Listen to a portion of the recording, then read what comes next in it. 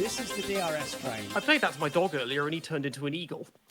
I'm Peter Brook. I'm joined by Nedzo's F1 Gridbox and Ace Shield, and you're listening to the DRS Train podcast. So before we get into the race, we just have a little bit of parish news. Nedzo has recently been promoted from guest to co-host, so you'll be seeing a lot more of him. So yeah, Nedzo, welcome to the show. Yeah. Hello. It was an interesting race, wasn't it? I mean, it was a kind of case where obviously throughout the season we've been seeing like McLaren have been the fastest car for most of the season. At the start it was Red Bull, Ferrari have been there for a couple of races, and so have Mercedes. Like Ferrari and Mercedes just pop up out of nowhere, and all of a sudden they're the first or second quickest car, and you don't expect it. And Vegas was a similar situation with Mercedes getting a 1-2. You know, this season really reminds me of 2003 because you got the top four, and like Mercedes is basically the Renault, which occasionally it looks very strong, and the other times it is fourth fastest. Then you have the Red Bull being basically the McLaren of Raikkonen, which was good early in the year and then didn't improve, so kept falling off. We have, I don't know if the McLaren, should it be compared to the Williams or the Ferrari? I'd say the Ferrari because I think it's just as good. Well, not just as good as that in terms of dominance, but the drive. Like Norris is not Schumacher and Piastri is not Barrichello.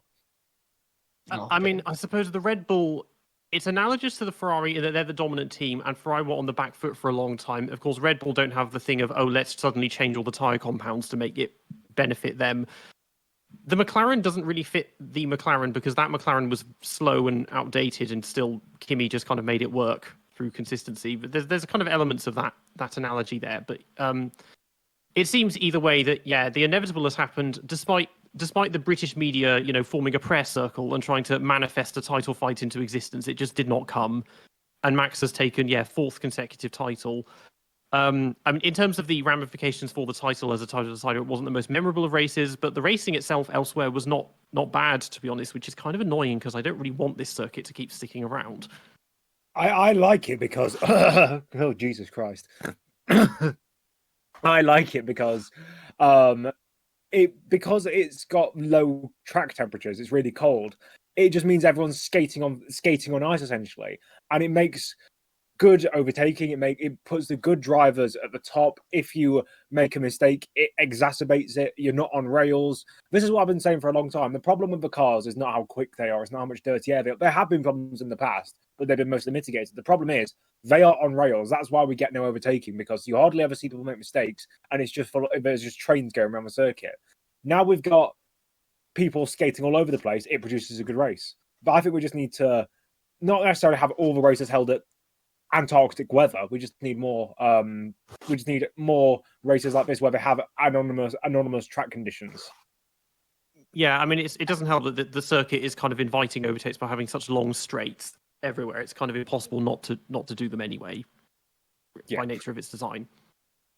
Yeah, Las Vegas is really one of a kind, but it's a bit of a shame also because you expect something more entertaining, and instead you just get a pretty race where the victory is decided right away because the Mercedes was uncatchable, except maybe by Sainz, Ferrari completely screwed over Sainz and in turn over Leclerc too.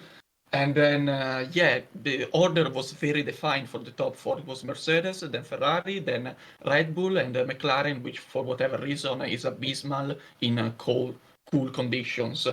And instead, I think if the TV had focused more on the midfield, because then the midfield was very chaotic. There were actually drivers on different strategies. There were one-stoppers, there were drivers starting on the softs, there were other drivers going for the overcut, others doing massive undercuts, and instead at the front, we got Russell flying away, we got Hamilton slowly overtaking everybody.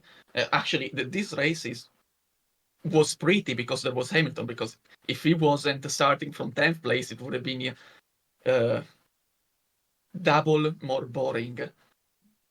And finally, about 2003, just the comparison, I think that yes, but I drew the parallel between the Red Bull and the McLaren, but Raikkonen was actually against tough competition. Verstappen, he was up against Norris. So yeah, I mean, another analogy you could make is 1991, because Williams had a very advanced car and a very good one. It just broke a lot, and Mansell drove like shit in a lot of areas, and Senna just had to keep on the straight and narrow and be consistent and break ahead and keep his title. And if that's the case, then... What about 1995? Do you think there are? Oh yeah, well, parallels? the 1990, that speaks for itself as well. That's the most apt one, because yeah, it's Schumacher versus Hill is very apt to, Max versus Norris, and again, amazing car. The car's great. They just decide as well as the thing is, the team themselves have not been massively fucking everything up in terms of strategy. It's just that it's just Lando screwing things up. Whereas it was a mixture of that in 95 because the strategies were bad, and then Hill just kept crashing into Schumacher. I mean, even then in 95, I think the points total at the end of the season was 102 to Schumacher and 69 to Hill. You don't lose by that much when you're in a infinitely superior car. That just proves it's not always about the car that wins in F1. Yeah, and also the other thing of both those examples, 91 and 95, is that the following year the person that lost out had a rocket ship and cruised to the championship. So that does not bode well for 2025. Oh no. But yeah. Okay, so yeah, we'll start with, we already touched on them. Let's start with Mercedes. So one wonders if maybe they should start doing ice rallying, because they seem to enjoy tracks where it's freezing cold and there's no grip. For some reason that worked. I mean, they've always had issues, even when they were on top, that the cars were not big fans of high temperatures and tended to overheat. But yeah, cold temperatures with no grip seems to work for them. It's clear. Yeah, I mean, Russell in qualifying seemed like he was almost untouchable. That was a case, and then obviously Lewis made that mistake in Q3. It's a weird situation because we don't expect Mercedes to be this good, and then they do just pop up in these random circumstances, like Belgium, like not Austria. Silverstone. Like Silverstone. I completely forgot about that. Yeah. Austria, not so much because obviously that was Russell inheriting the win. Yeah. Yeah. But it's crazy to see them, like they do just pop up in the. It's like hello, I'm here again. So I think the Mercedes was really strong, but Hamilton is especially strong in these cool conditions.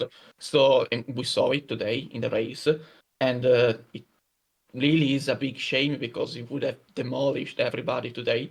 And instead, as usual, in the last 3 years, he has problems in qualifying, and it is really hard to understand what's the issue. If it's the tires, because it doesn't seem like it's the tires. Technically, in cool conditions, he should do very well because he can push on the tires, and it isn't coming to him. You're right, it isn't coming to him. I mean, it's all the thing is, when it comes to finding excuses for him, it's a case of does the other driver does his teammate have a problem? And usually the answer is no. It's just that he has an error, he makes a little bit of oversteer, and it causes him to have some sort of off. I don't think I can defend that. It's just like, as I said, he had a great race. I would arguably driver of the day, but we'll get to that in a bit. He was obviously. I remember he was catching up to Russell, but I think it's a case of if he'd have started second, would he have won? Probably. If he'd have started like fifth, it would have been a bit more of a close call. But I can't really. I don't know what the qualifying record is against Russell in this year, but he's only out qualified like 2 or 3 times from my memory. I don't know how he's doing this when he's the so-called greatest of all time. Including sprints, it's something like 21-7 approximately. Okay. It's interesting because the thing is that he's had teammates before that have been good qualifiers, because Bottas and Rosberg, Rosberg often beat him. Bottas usually kept him on his toes. Jensen was a pretty useless qualifier. Kovalainen, forget about it. And then that was only for one season, and I think Hamilton did have the edge in qualifying even there as well. But again, Alonso, there isn't a Q3 he won't fuck up. But it's different this time because it's like, okay, he's had good qualifying teams before. He's usually been at least matching them or beating them, but now he just keeps falling apart. And I don't know if it's necessarily because of George, or maybe it's just he just doesn't like this car.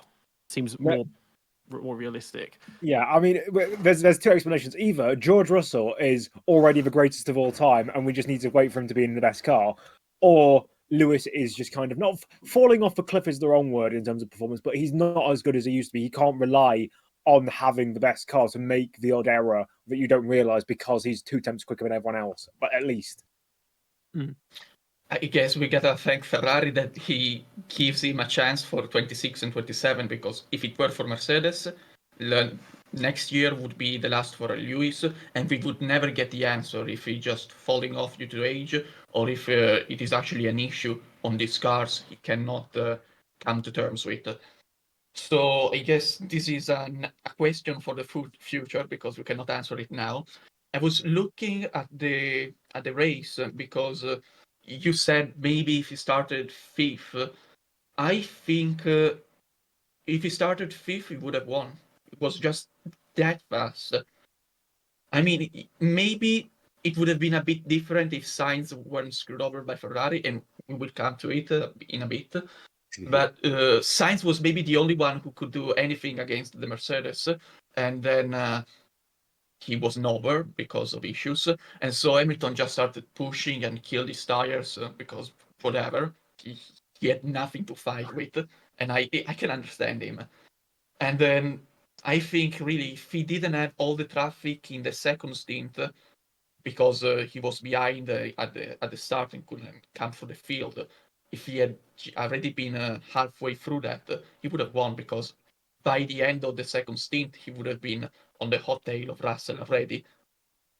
Yeah, I mean, it would have been an easy pole and easy win if he hadn't screwed up qualifying, because in the first stint, once everyone has settled in position, he was about 15 seconds behind George, and he closed up he got within 5 seconds by the end, but then, yeah, his tyres fell off and he fell back. But yeah, he had the pace and he was obviously the fastest driver for the whole race. But yeah, this is the thing, it's making those kind of mistakes, which he, in the pre-ground effect era, almost never made errors like that would cost him wins before the race had even started, and that seems to be becoming more and more commonplace now. That is a good point, because you mentioned pre-ground effect. Maybe it is these ground effect cars. I know that they can have strange-ish handling characteristics, especially when you go over curbs and stuff. They bottom out a lot easier. There's subtle differences that he just might not be used to, because he never drove a ground effect car throughout his entire career. And obviously, when you're trying to unlearn something, especially when you've been doing it for 20 years, whereas everyone around him, apart from like Alonso, has been doing it for 10, 5, even less than that years, it's hard to unlearn something that you've had for your entire career. I mean, maybe so, but then none of the drivers have done ground effect cars. I mean, Max has adjusted. I mean, he basically got even better with them, and obviously different teams adjust better in terms of the design. It's no secret that Mercedes cars have been very unpredictable, and they don't seem to really understand ground effect or why their car works sometimes and other times it doesn't. But it just doesn't work for him, because the cars are a little more they are a little more raggedy. There is just generally less grip than with the previous era of cars, which are just like almost perfect to drive. Yeah. And so we'll see. I mean, we've discussed this at length about how it's going to go at Ferrari, but it seems like it's the better, other than anomalous races like this, it seems it's the better shout than being at Mercedes. But he's going to have to contend with what we saw today in terms of strategy and them kind of self-sabotaging a lot of their own races. Because then we come to Ferrari. And what happened with Ferrari today? So I said that they could have maybe done something Sainz against the Mercedes. Well, the entire point is that Sainz crashed back in qualifying in Brazil 3 weeks ago. And so he got a whole new engine. And it seems from the data that new engine gives him 1/10.5 on the straight, so just simply over Leclerc with the used up engine. And so that difference was just enough. We saw it in qualifying. Well, qualifying is a longer story. There was both track improvement and a better engine. So that explains the 3.5 that Sainz gave Leclerc, because Sainz was after Leclerc in the last lap of Q3. And so he had better track, as did Russell, who was the last on track, and he made the call. So great job by Russell to secure pole position. And yes, I was saying, so Sainz was second and Leclerc was fourth. And at the start, first, what happens? Leclerc gets past Sainz. And so you have the slower car, the slower Ferrari, ahead of the faster Ferrari. And so you get a first experience of drivers just, how do you say, interfering with one another, because Sainz and Leclerc were doing two different races. You got to understand that. Leclerc had no chance to ever catch Russell or any Mercedes. Sainz actually had a shot. And so they managed the races completely differently, because Leclerc managed the tires on the first stint because he was playing against Verstappen. He had to make sure to finish ahead of him and of the McLarens, but yeah, the McLarens were nowhere, so just Verstappen. And instead Sainz could even hope to win the race, and so he was pushing to stay right behind Russell. And so by lap 7, Sainz got ahead of Leclerc again. And then they pitted Sainz. They pit Leclerc first. Yes, they pit Leclerc first, going by memory. And then they pitted Sainz. And Sainz was ahead of Leclerc. And so Sainz again was pushing to try to catch the Mercedes. And then Sainz started struggling, so he called the Ferrari mechanics to pit. And they did not pit him. And eventually he was caught by both Verstappen, by Leclerc and Hamilton, not Verstappen, by Leclerc and Hamilton. And so there was the team order of swapping positions to not interfere with Leclerc, which, by the way, Sainz did perfectly. That was a very well done swap position. And then they called Sainz into the pit, and then they called him out because actually the mechanics were ready to pit Sainz. And so Sainz lost between swapping positions and then entering and then having to exit. He lost 5 seconds, plus one more lap on tires he didn't want to. So let's say 1 second and a half, just because the tires were too old for one lap too long. And so that's a total of 6.5 seconds. He pits, gets out, is very fast, and it is so fast that when Leclerc pits and gets out, Sainz actually is right behind him, and he's told to not overtake Leclerc, and he does anyway. And I can perfectly understand why Sainz would do that. So Sainz was ahead of Leclerc. He was positioned because he was told to, and then he was completely screwed over by the pit crew, by the team. And so now I want you to understand the Sainz. He's the driver who won't be in the team next year. He's the driver who just got screwed over and should have been ahead of Leclerc. Yeah, no team orders is gonna hold that. So Sainz obviously got ahead. And so instead Leclerc was told to not worry because Sainz was told not to overtake him.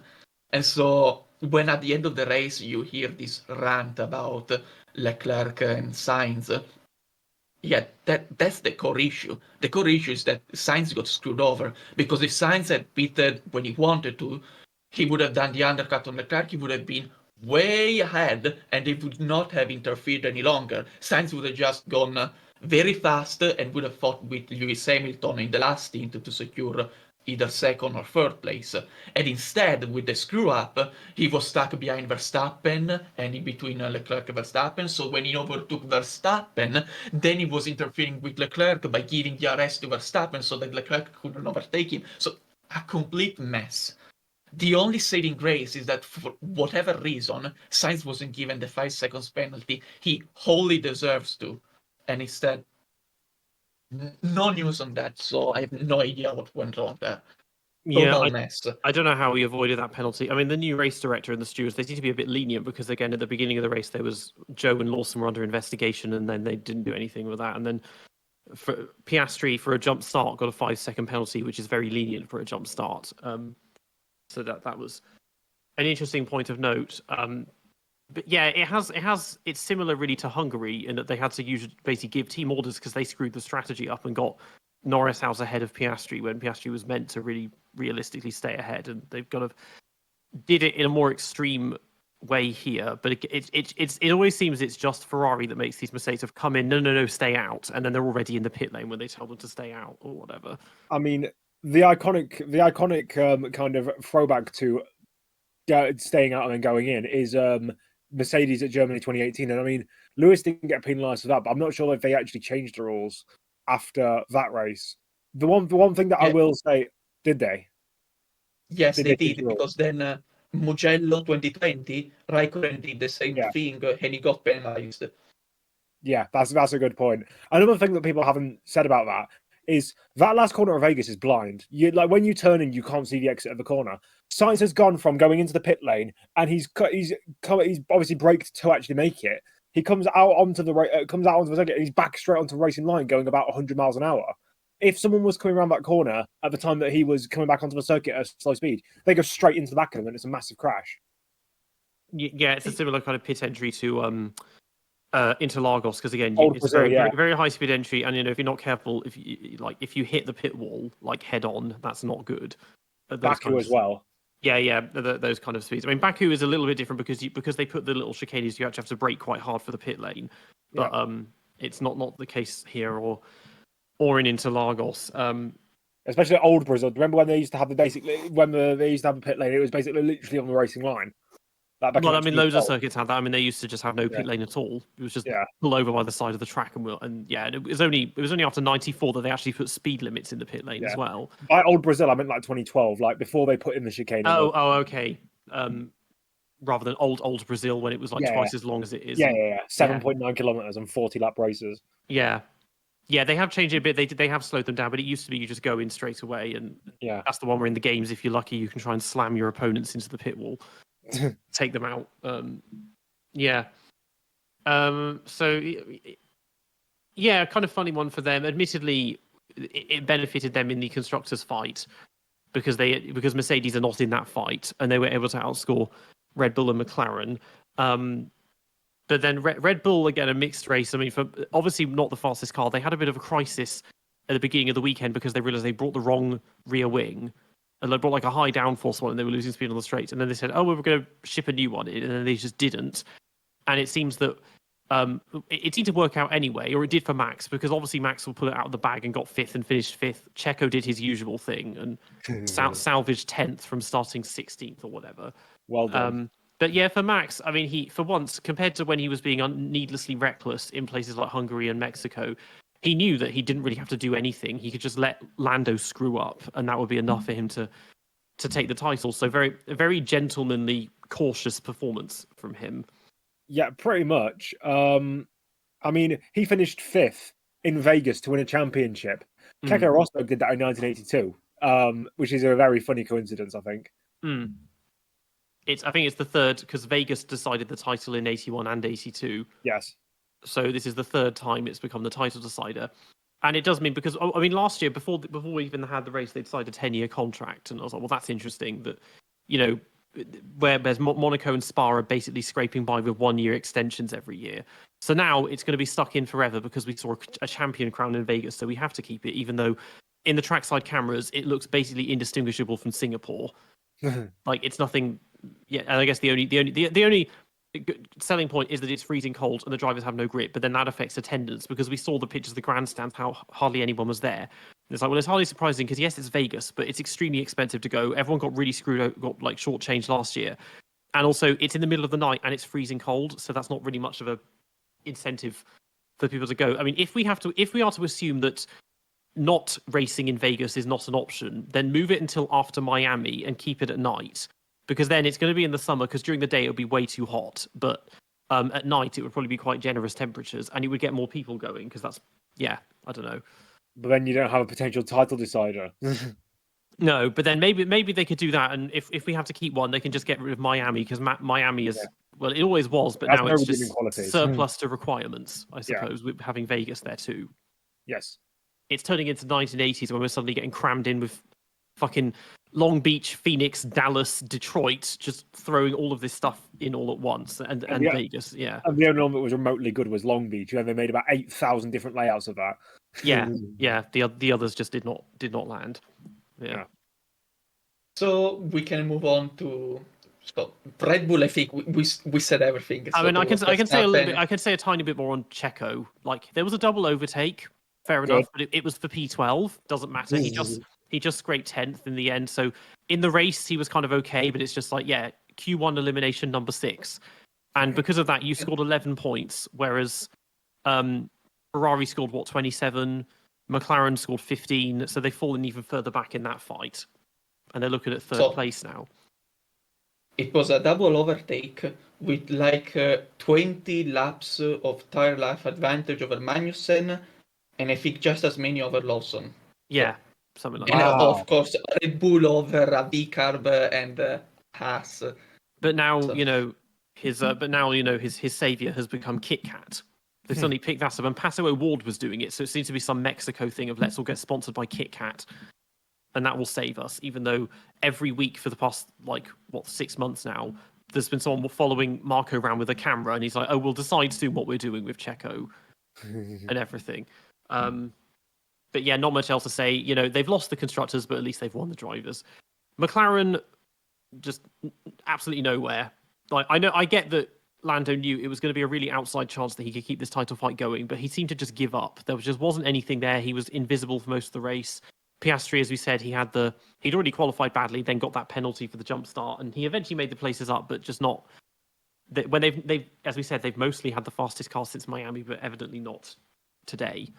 Yeah. Yeah, very little to say about McLaren today, really. It was the fourth best car by clear margin, both in front and back, and that's where they finished. Good job by Norris to get the fastest lap. That's one more point against Ferrari. There's a championship battle there, and it looks like McLaren might lose it incredibly. And if we actually cover the entire season, yes, there is a lot to say about Norris, and very little is good about him. I can only hope that next year he can show he isn't as bad as he showed to be this year. I'll tell you what, he's talked about his mental health and his psychology and stuff. He needs to get some sort of kind of sports psychiatrist to get him on the right track, because this year he's gone from being someone who kind of people root for and a good upper midfield kind of contender who's been impressing against the likes of Sainz, the likes of Piastri in 2023, the likes of Ricciardo. Okay, he was kind of going downhill at that point, but he's gone from being someone that everyone roots for, and in Miami, pretty much everyone was rooting for him. At least everyone that I knew was rooting for him. And now, in the space of 6 months, 9 months, he's turned into public enemy number one. So he needs to sort himself out realistically over the off season. He needs to do what Nico Rosberg did or something, but it's just because it's changed. He's not ready for this fight because he's gone from he used to be full of energy and pizzazz, and he was the one taking charge in races, and we had the whole last lap Lando thing and everything, and we haven't seen any of that. He's been very timid, and his wins have come when they've either been force fed to him or when the car has been miles faster and he's had to just lead from the front. And even in Zandvoort, he still screwed the start up when he gave the largest winning margin of the year, and Singapore. Probably. And Singapore. I mean, yeah, he nearly crashed in Singapore, didn't he, as well? Twice. And it's just not. There's nothing there that really screams dominance. And again, he's now he was shitting all over Netflix. I mean, who doesn't? But Piastri, it's much closer with them. And Piastri, he's been underperforming as well. He has the excuse it's only his second season though, so you can kind of forgive him for that. Whereas Lando's been around a lot longer. So about Piastri, just let's see what he does next year. I think he did reasonably well this year. Baku was impressive, really well done. And yes, the other races are underwhelming when compared to Norris, but whatever, it's his second year. I give him next year to prove himself. And about Norris, what you said, Peter, is precisely it. He has to do what Rosberg did from 2015 to 2016. If he does that, hats off to him, it will be damn impressive and will overturn everything, because if he does a 2016 Rosberg next year, that will prove that he isn't actually just a hot air balloon. I don't know. What did you have to say? The difference between 2015 Nico Rosberg and 2024 Lando Norris is Nico Rosberg is intelligent.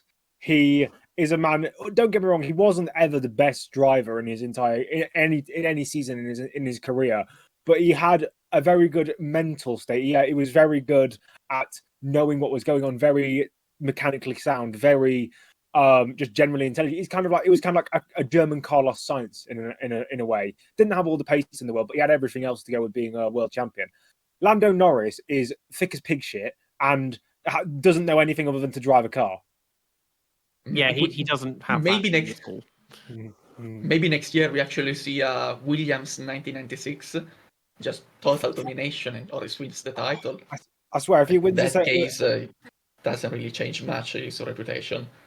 I swear, if he wins the title the same way that Damon Hill did, I'll fucking cut my balls off. It'll be the most boring thing ever to see. It's the thing is that McLaren are probably going to be the best team because Red Bull will have a car that is, well, if anything, worse because they've lost half their team. There's no more Adrian Newey. They can't like say, oh well, first 7 races we got the best car and then build a buffer like that. So they're not going to be they're not going to be title Ferrari will be contenders. hitting this. Yeah, it's very hard to say with Ferrari. Mercedes probably won't be there because even if they were there, like Antonelli is not going to be fighting for that title.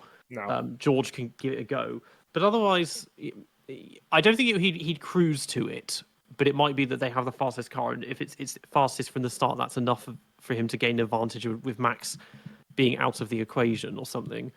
Or it could happen like a 1997 Williams with Villeneuve, where Verstappen's in, let's say, clearly the second best car, but he's able to make up the difference. Maybe, yeah. So we can move on to we can stop with the top 4 boring stuff. Just everybody knows the order, and we can get to the juicy stuff. We can talk about Gasly, Alonso, Guan Yu Zhou. We can talk about the Haas and the Williams. So yes, yeah. So the next team up is Haas. So Hülkenberg started 9th and finished 8th. So yeah. The car is generally good. It's in the kind of best of the rest territory. Magnussen tried a 1-stop, didn't seem to work, but there was a lot of midfield fighting, and they just kind of knuckled down and did all right. Yeah, I remember towards the end of the first stint, obviously Hülkenberg stayed out on those mediums, and he was momentarily in 3rd place. And in my head, I was thinking, imagine if there's a safety car or a red flag right now. It would have been the funniest thing ever to see Hülkenberg in like a top 3 position. But obviously that never happened. I'm surprised there wasn't like some sort of safety car or some sort of stoppage. It was just constantly throughout the race at a track like Vegas, which has been treacherous in the past and this weekend. But yeah, Hülkenberg was just kind of typical Hülkenberg performance, pretty anonymous, but at the same time, he improved his position from a qualifying to the race and did overall quite well. I don't know where Magnussen finished in the end, but obviously the 1-stop was not the right way to go. It was weird because like mediums were going like 10 laps and hards were going like 15 laps. It was like really strange. It was like Canada 2010, the tires were just burning up, or they just weren't gripping up and they were skidding across the surface and just destroying themselves. So Magnussen was 12th, about 6 seconds away from being in the points. So how far away from Hülkenberg? He was 10 seconds behind. That's not too horrendous, to be fair. Started 12th and finished 12th, so could be worse. Yeah. I think. Okay, but the entire point behind Haas is that it isn't just a good car. In the context of the midfield, it is an excellent car. Like, it does everything. It does qualifying well. It does race pace well. It does tire management. It does everything. Like, Magnussen went on a 1-stopper and was amazing in the sense of a 1-stopper because he was the only driver who could make it work. And I mean, he went on a 1-stopper. He pitted on lap 16, so 34 laps on the hard tire, and he was faster at the end of the stint than Alonso on 25 laps old tires, but like way faster, 1.5 seconds per lap. Like, that car can do anything. 1-stop, 2-stop, you can qualify well, you can overtake, you can defend, you can run where nobody exists. Like, it's absolutely the best car, and it's what amazes me that these two drivers, are they under-delivering? How did Magnussen not score today? Like, he started 12th, and he finished behind Alonso, who was starting 16th. The Aston, maybe it isn't entirely shit, but it is not at the level of the Haas. Sorry, it just is not. How the heck did Alonso beat Magnussen? Like, come on. And Hülkenberg, so let me see the quali. Yeah, he qualified behind Tsunoda. And so the entire race was about beating Tsunoda, and he executed it well and got the job done. If it were another driver instead of Tsunoda, you cannot help but wonder if he could have done it. And I absolutely believe that the Haas was better than the V-Carb, so it absolutely should have done it.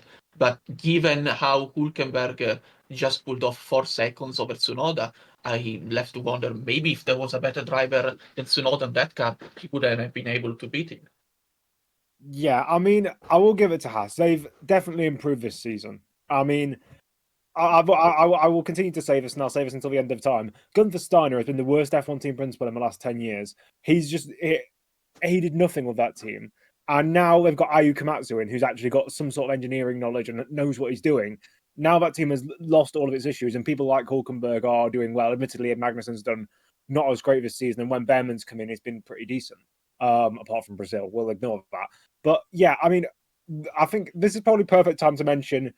I'm assuming you guys have heard the news about GM trying to get into F1 for 2028. I think Haas need to establish themselves as a main American team before they become I know they're the main American team, yet they've been supplied by Ferrari, an Italian company, and had their chassis designed by Dallara, an Italian company, since 2016. And they got sponsored by Russians, and now they're partnering with Toyota, who are Japanese. But they need to establish themselves as the main American team. Otherwise, Ford and GM are going to come in and go, actually, we're the big hamburgers and cheeseburgers around here. Mr. Worldwide. Yes, pretty much. I'm already getting whiffs of potential buyer's remorse of fuck go back with Andretti when there's the prospect that they probably end up signing like Joe and Mazepin or whatever. Like, let's have this American team and let's sign the only like local Russian and Chinese drivers to it. No, they need to do it properly. No, go on. Sorry. They need to do it properly. So they're going to be powered by Cadillac or GM or whatever are going to be their engines. Grab, I don't know, Alex Rossi, maybe Joseph Newgarden, steal some people from I mean, not Logan Sargent, but, you know, steal some Americans from IndyCar, do it properly. Or maybe hope for Ugo Ogashukwu does something, because he just won Macau. Yeah, or him. I mean, he's way too tall. They need to build like a two-seater or something. How tall is he? I don't know. The thing is, he's obviously very tall. I think taller than me because he looks enormous compared to the other drivers. But then the other FRECA drivers are tiny. Yeah. But he can fit in a FRECA car. But still, they're going to have some issues with ballast and everything with him. But yeah, they can find a couple. Just do it properly. Get some Americans in. We need the days of like, oh well, we're from this country. We only take drivers from this country, and then they that kind of team. Yeah, one of those. Something of that nature. Because again, we're not even having that with Alpine because they're about to become Alsades or whatever, and all that's falling apart. Yeah. They've got to take Alex Palou.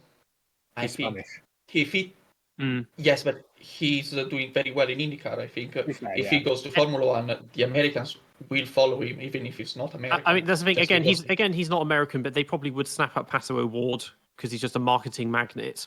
Yeah. Or something like that, rather than like Joseph Newgarden or whatever.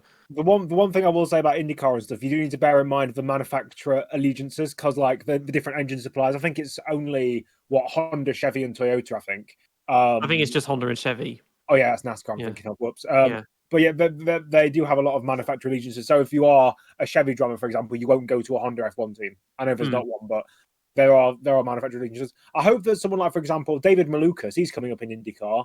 He could, obviously, he's American. He could easily, maybe not get into F1 like in the next couple of years, but once he's established himself in IndyCar, he could be a good option. As you said, Joseph Newgarden, he's pushing like 35, so maybe not.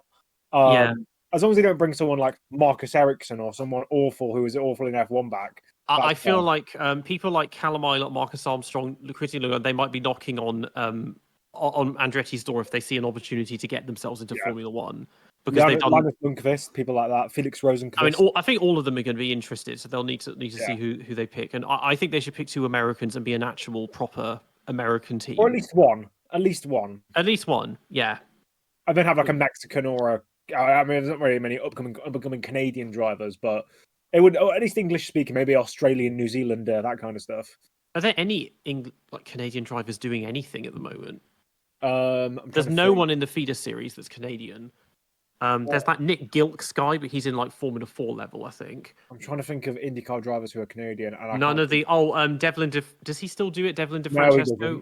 Okay, so he's gone. None of them are Canadian. I'll go and have. I'll quickly. You continue the conversation. I'll quickly go and have a look on the Wikipedias and see if they got options for Aussies, because we've already got Jack Doohan's coming in. Piastri, James Wharton is somehow moving up in the world. I mean, you could get Will Power in if you wanted to go a real wild card, but he's like 40. Yeah, he's ancient. They're not going to get him in. If you really want a Canadian driver, you can take Lance Stroll. No, thanks. I'll pass. Yeah, that will definitely make everyone go back if Andretti signs Stroll and Latifi. We can have our Canadian duo. Oh, Okay, yeah, Scott McLaughlin. I forgot about him. yeah, but again, he's he's a New Zealander. fossil. He's not. He's 31. No, whatever. But it's a bit late to be debuting in Formula To be 1. fair, yeah, it is. Yeah, he was 21. Fair enough. Yeah. Okay, so the next team after Haas is RB. So Tsunoda certainly showed up because he knows he's auditioning for that Red Bull seat that he's never going to get. I thought you were guess gonna say, I know he's autistic then for a second. I don't know why. Yeah, Auditioning.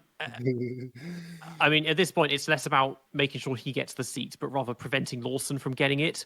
And yeah, Yuki, he dropped from 7th to 9th, but good quality, good race result. Lawson was a bit more over the place, just wasn't on the pace. He was battling people more often and being a little scrappy. So neither of them are really. It's annoying that neither of them are really delivering. It shouldn't be this difficult to just impress them more than Perez, and it is for some reason. It's just not working. Yeah. I mean, Lawson. Oh, go on. I have a completely different opinion on that. I think that the team understood that they weren't at the level of us, but they had a driver ahead, so they had to do something. So Lawson was nowhere, so they tried a massive undercut with Lawson. Didn't really work, so they kept him out to be an obstacle on the way to Hülkenberg. And so Lawson had this awful strategy where he just had first stint very short to do a massive undercut, and then he went from he pitted on lap 9, and then he pitted again, not even short, lap 38. So 30 laps in a row on the hard tires. Like, the strategy is absolutely nonsense. It would never have worked. The only reason they did that was just to have Lawson block everybody and try to keep Tsunoda ahead of the midfield. And I think that was precisely the correct strategy to do. It's simply the Haas is too strong. But it did work with Perez, because Tsunoda finished ahead of Perez. So I think actually very well done by the team. Lawson was sacrificed for the greater good, and Tsunoda did what was possible, actually more, because he should not have beaten Perez, but he did. It's just, I repeat, the Haas is that good. Like, nothing to do with Tsunoda. If there was a better driver, then maybe, but go on, speak, Nedzo. I was gonna say, I will say one thing. Lawson is, even with his obviously sacrificial lamb tactics, I think that he's still better than Ricciardo has been the entire rest of his season. Agreed. Yeah. But yeah, apart from that, RB or VCAR, whatever you want to call them, Visa crash up shitting donkeys, whatever. They've just kind of been here, neither here nor there. And the one thing is, they do beat Perez, and it's really funny how they're beating Perez or at least one driver is to this weekend, beating them in a worse car. It's really funny. I think next year, aren't they officially becoming racing bulls? Which is just even I more sure confusing. hope so. That's even more confusing, because now instead of RB Red Bull, now it's Racing Bulls Red Bull. It's just just so unnecessary.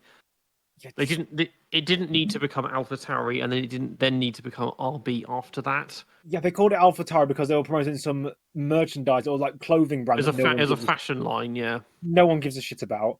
And then they changed it to Visa Cash because they want money. Just bring it back to Toro Rosso, because it is literally the Italian translation of Red Bull. That's the thing. It served the obvious counterpart that this is the B team, and you start here and move up, and that's obviously bollocks now. If you think that Tsunoda's been there for forever, and they had Ricciardo in, and that, I mean, they're vaguely back on track having Lawson there, and maybe they'll get Hadjar in. I swear, if they put Hadjar in that car, I'm gonna fucking set the fucking Faenza headquarters on fire. There's no one else they can use from the Red Bull camp. I know. I just hate Hadjar. Yeah.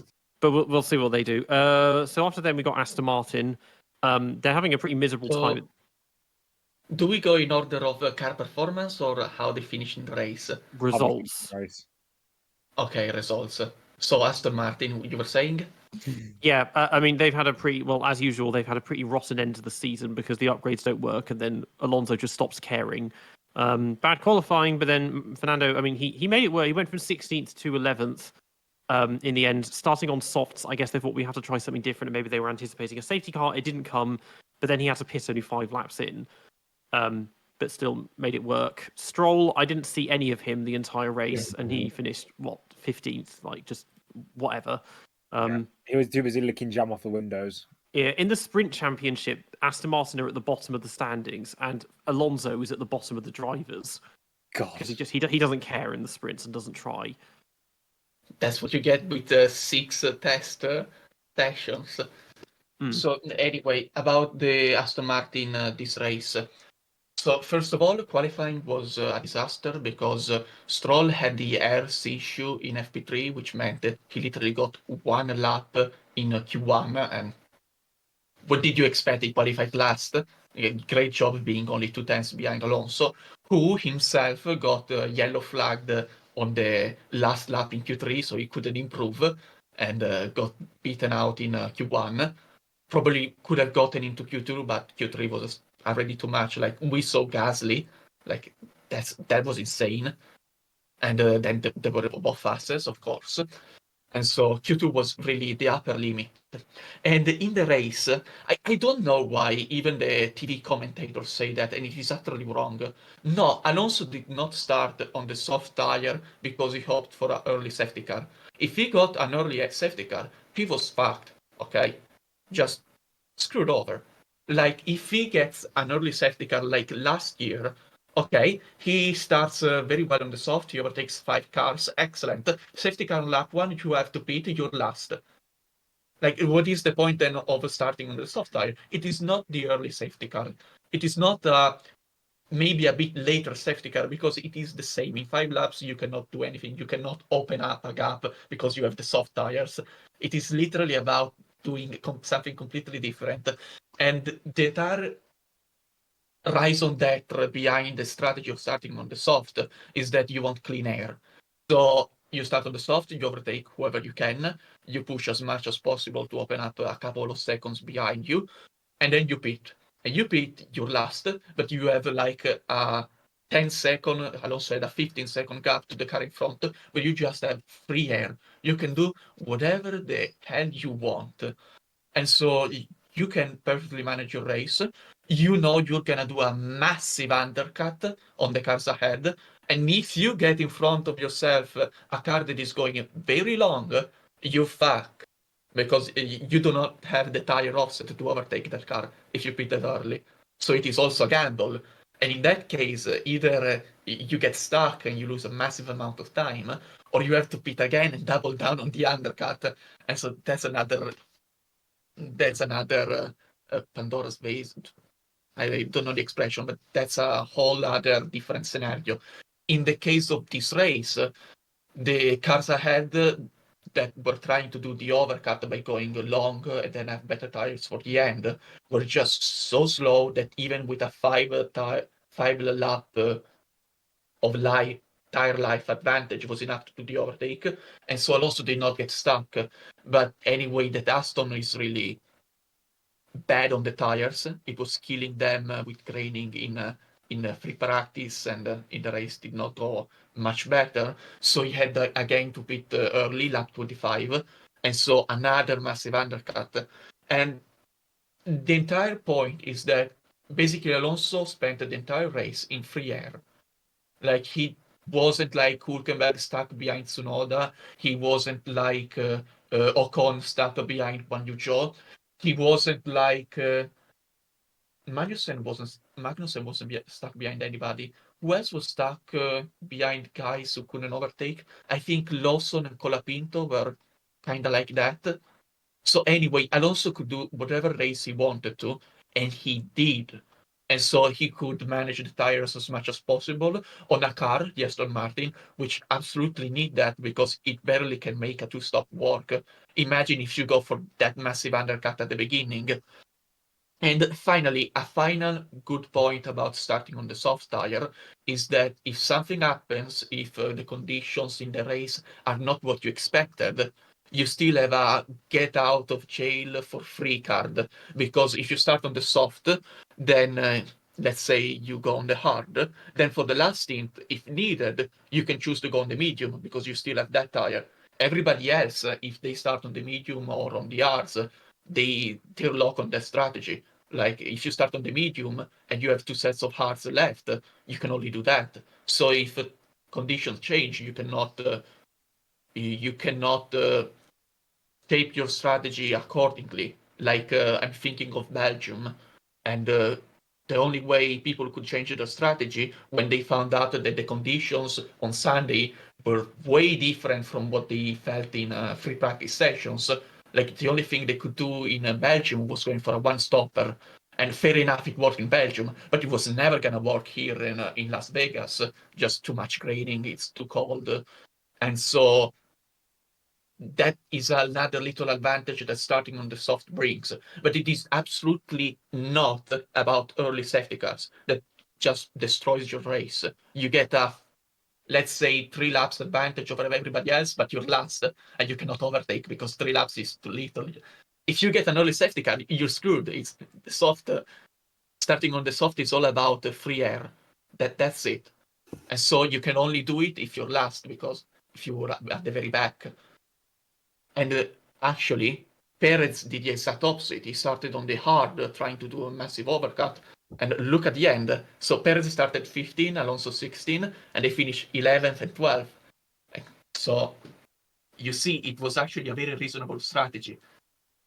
That was extensive. Fucking hell. I just hate it because last year it was the same. Like a commentator said, "Oh wow, lap 2 safety car. That must be a massive advantage for those who started on the soft." Oh yes, massive advantage. Now they're last and they do not have the tire offset to do anything. Like, congratulations, you just lost your race. You covered all bases with that monologue / rant, but yeah, is there anything more we can say on Aston after that? That Stroll in the race did not have the radio. Oh, did he not? No.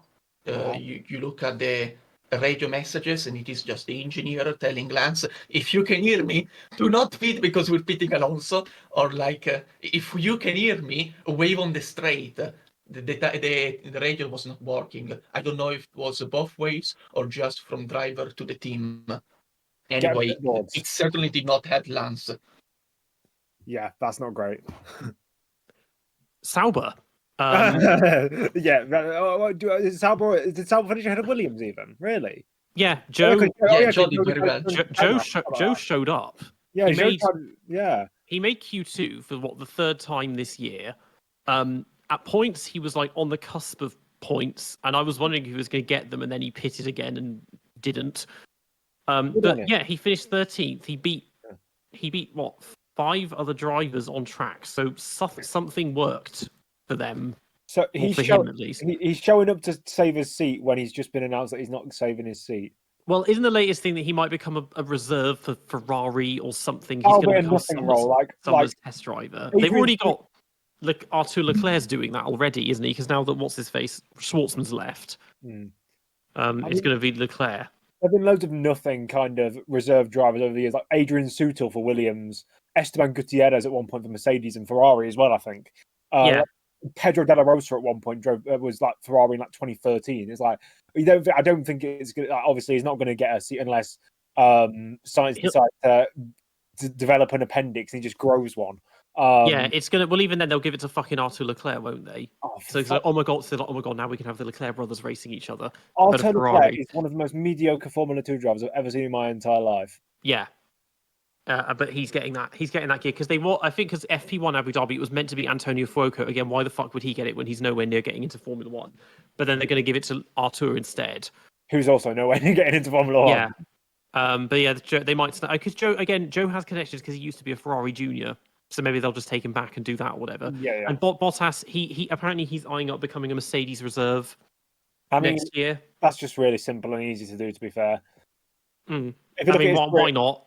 If you look at his career, he probably should have never left them. But yeah, but it was weird to see a race where he was so obviously annihilated by Joe because he was going to start last. He qualified 19th or 20th, got the penalty, started 19th, and finished last and just didn't do anything. But at least the livery looked good, I guess. Yeah, I mean, Joe's been obviously in Kota. He was running ahead of Bottas until he spun, and then I can't remember what he did in Brazil. I don't remember anything happening. Oh, he was miles behind in Brazil. Yeah. Okay, but to be fair, if he's done well in Las Vegas, then if he keeps going like this until the end of the season, he might repair his reputation somewhat. But he's done better than his best performance was better than Sargent's best performance before he got fired. Yeah.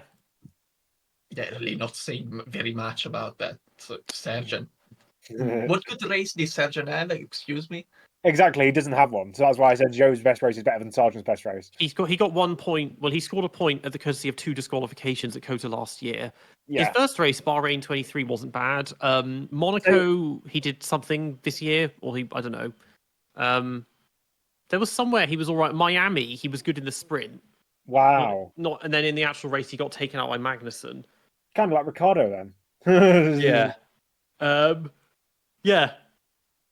Anyway, who's this? Williams. Another. Williams. I mean, Wait. Sauber brought upgrades to this race. did Did they? you know? Maybe I suppose for them Yes, it's like if we can save face and just score 1 measly point this year, that'll do it. So And they maybe said it was the biggest upgrade of the year.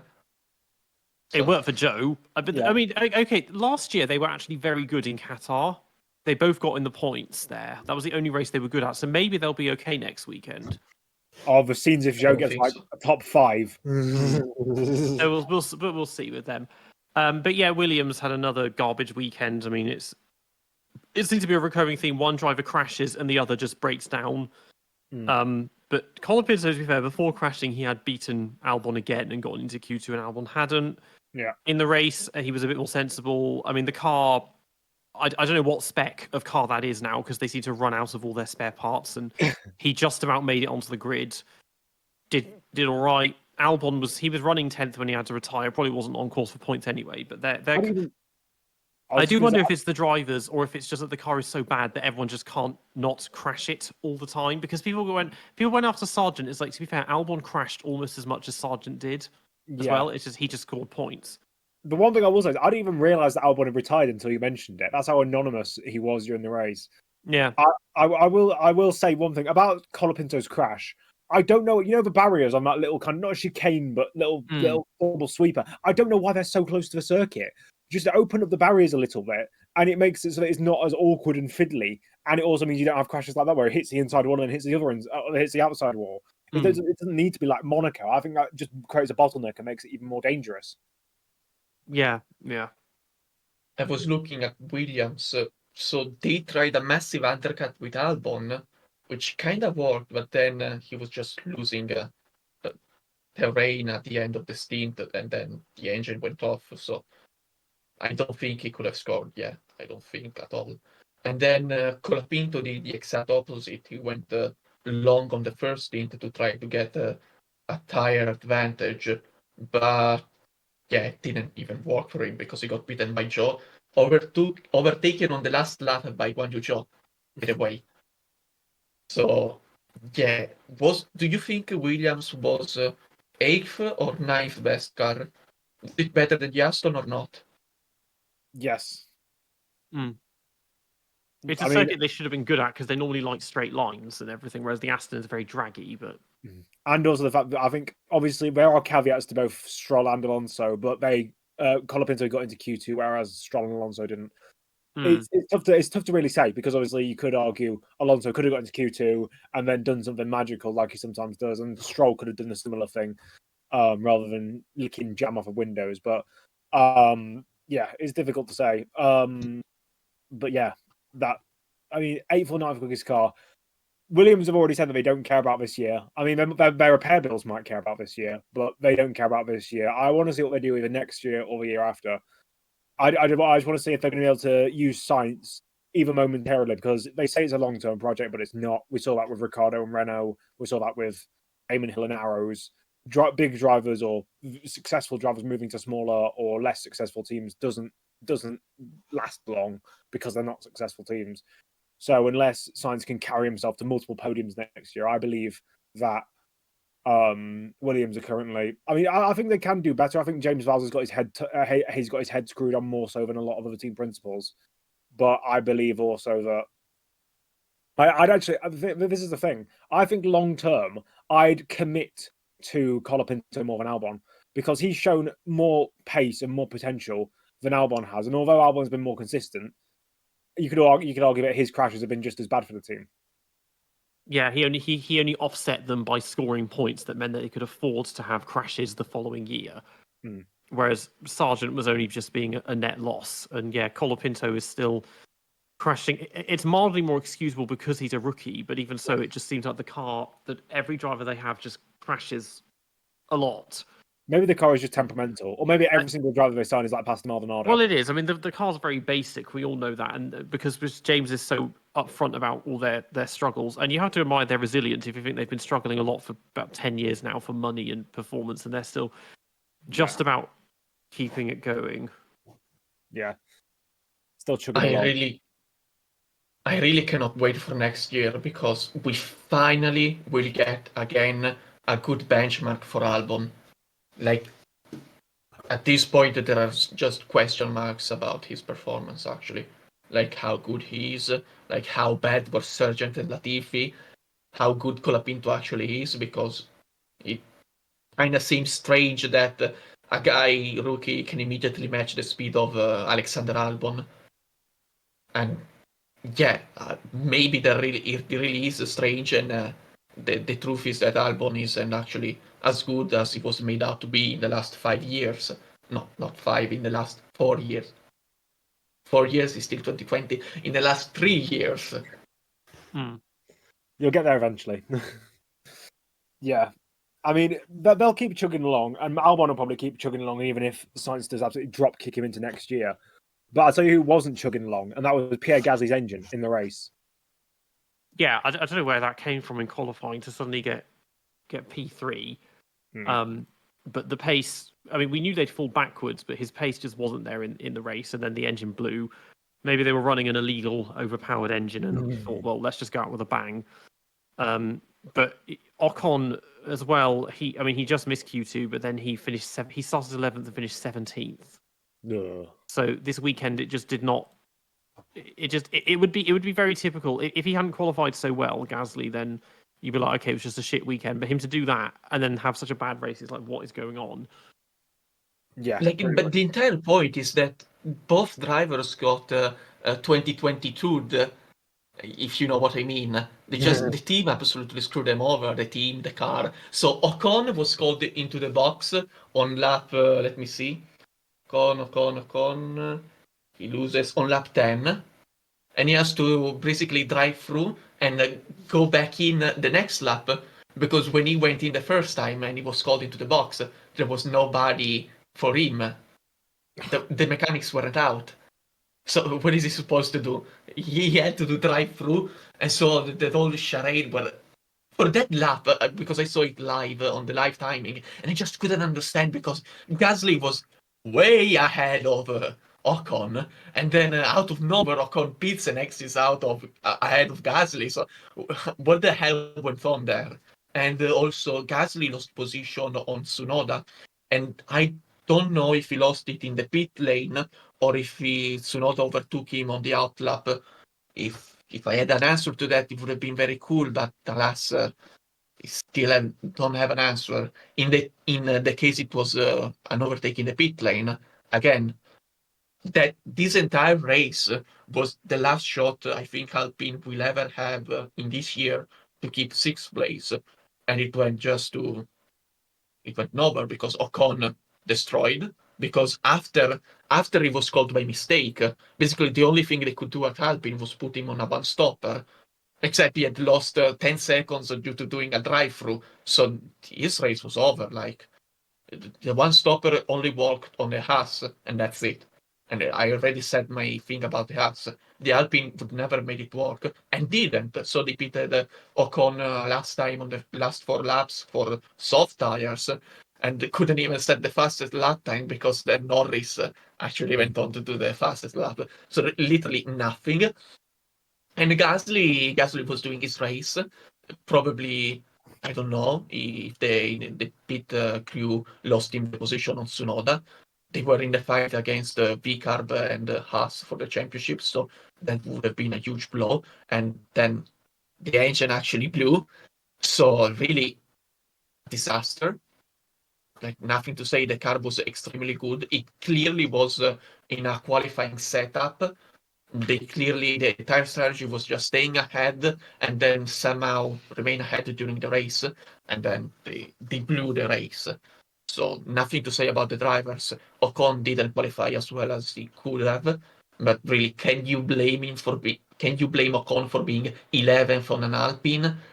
Yeah, I don't think I can blame him. So excellent job by Gasly for being third. He was already fourth in Q2, so it really wasn't completely out of the blue, but still very impressive.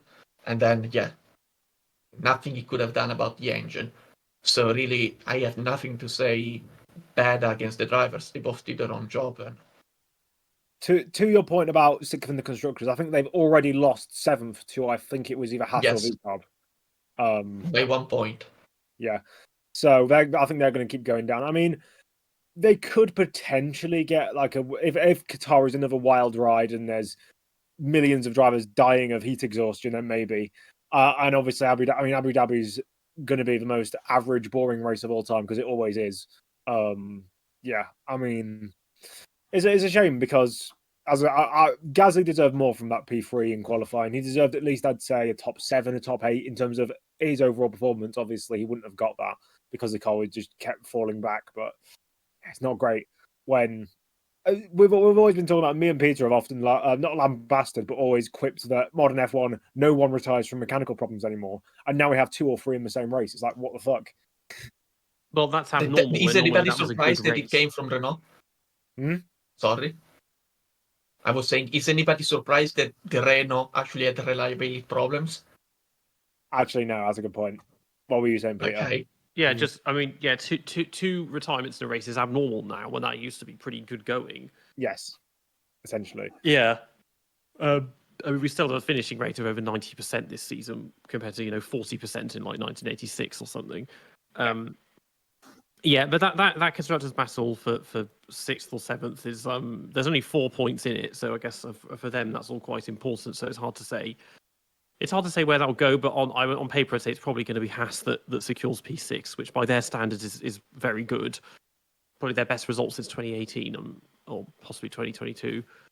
As well as that, there is still the constructors fight at the front because Red Bull have the drivers, but they're not taking the constructors title. I mean, now McLaren are 24 points ahead of Ferrari, and then Red Bull are another 30 points behind that. So Red Bull can't do it, but for McLaren, Ferrari, it could be very close. And to be honest, I would love it if Ferrari take the constructors, having never been in the title fight this season. That would be quite fun. Where is Charles and Carlos in the drivers' championship? Because I wonder if it'll be the lowest drivers' championship finish for a driver who was in the winning constructor, like the lowest, highest driver, essentially. They're 3rd and 5th. So okay, Charles is not too bad there. Leclerc is 11 points behind Lando, and then Carlos is 9 points behind Piastri. So that could become 2nd and 4th in these last 2 races. I mean, because there's also a sprint race to factor in how that goes too. And Carlos obviously had his missing race in Jeddah. Yes, yeah. So I think all that's left is for the top 3 and bottom 3. Tops and flops. Tops and flops, yeah. Tops and flops. Okay, so let me do the nominations for the tops. So first nominee is George Russell. He got the pole position not only by an excellent qualifying lap, but also by an excellent judgment when he asked the team to go out last and found massive track improvement. Second nominee is Lewis Hamilton. Clearly, he completely screwed up quali. Nothing new in the last 3 years, but then in the race he absolutely demolished everybody. He just was a step above anybody else. Then we have Gasly, qualified 3rd on an Alpine, and then up until he retired he had a very okay race. He was doing exactly what he had to do. The next nominee is Verstappen, because obviously title, 5th to 5th on the Red Bull, which clearly, and he was fighting with the Ferraris, which were faster. The next nominee would be, I don't want to put Nick Hülkenberg because I already said my bit about the Haas. So next nominee is Tsunoda. Do you think Tsunoda should be a nominee? No, he's just kind of average, I'd say.